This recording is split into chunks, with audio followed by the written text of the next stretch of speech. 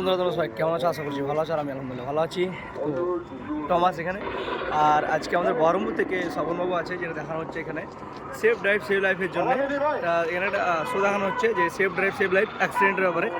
তো টোটাল এখানে আছে সবাই। আর আমি একটা রিকোয়েস্ট, স্যার রিকোয়েস্ট করছে যে সেফ ড্রাইভ সেভ লাইফের জন্যে, হ্যাঁ এখানে সবাই এখানে সবাইকে এই স্যাম্পলটা দেখানো হচ্ছে যে সেফ ড্রাইভ সেভ লাইফ।